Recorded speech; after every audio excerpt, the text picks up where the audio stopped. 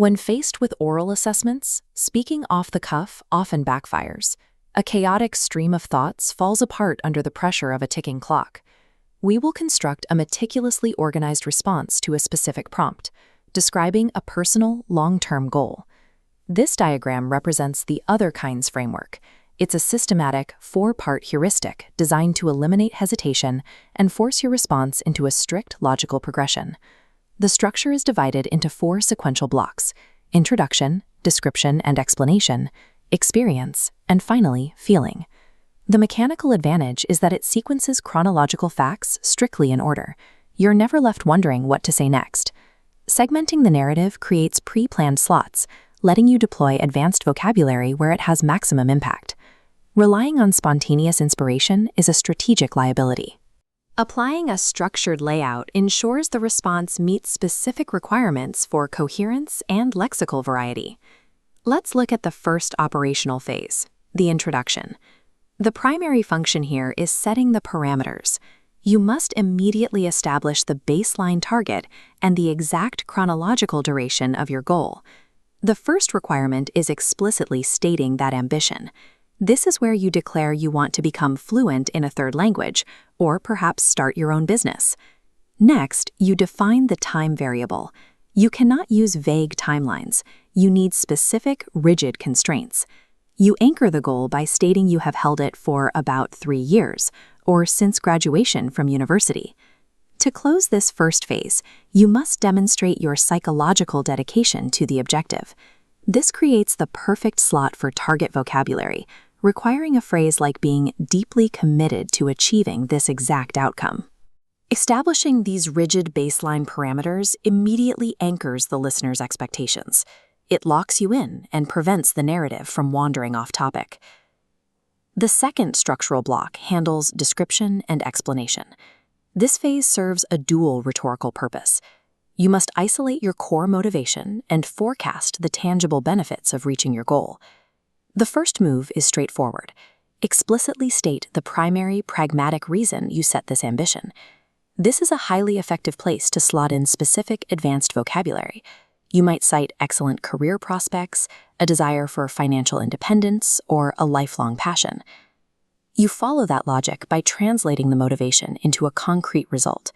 Accomplishing this means you can work with international clients without a barrier, or finally be your own boss. But practical benefits alone will not achieve top marks. You must create structural depth by offering an additional psychological reason. This values-based justification forces you to elevate your answer from a mere factual statement to a philosophical standpoint. It injects complexity, utilizing phrases like forcing yourself to step out of your comfort zone or proving the goal aligns perfectly with your core values.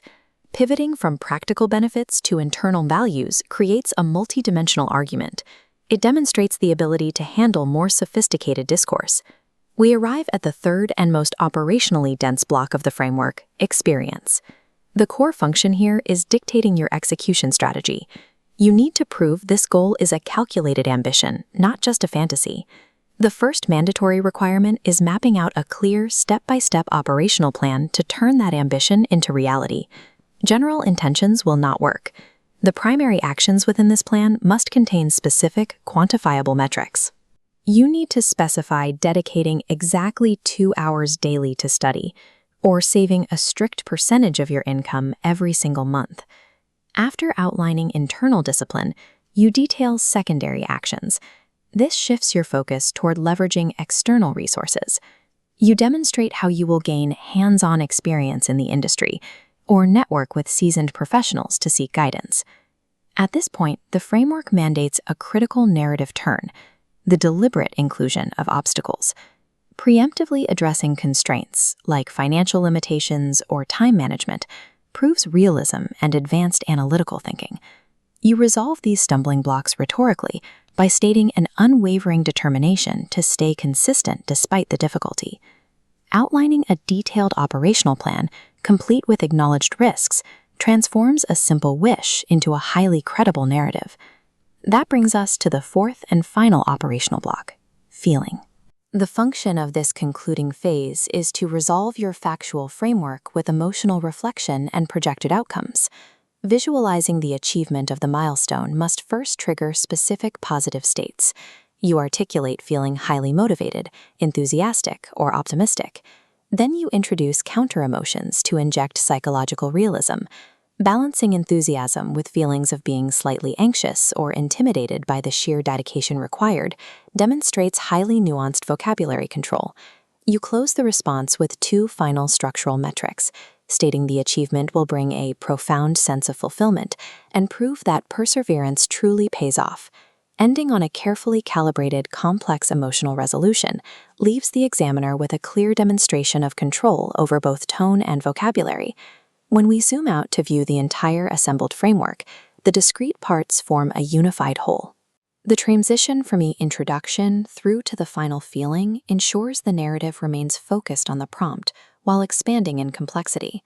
Target vocabulary words exist precisely within their designated functional blocks, achieving maximum lexical density without sacrificing coherence. Systematic deployment allows for a level of precision that makes high-pressure speaking tasks significantly more manageable. Mastering this systematic blueprint transforms a daunting speaking test into a predictable exercise in precision engineering.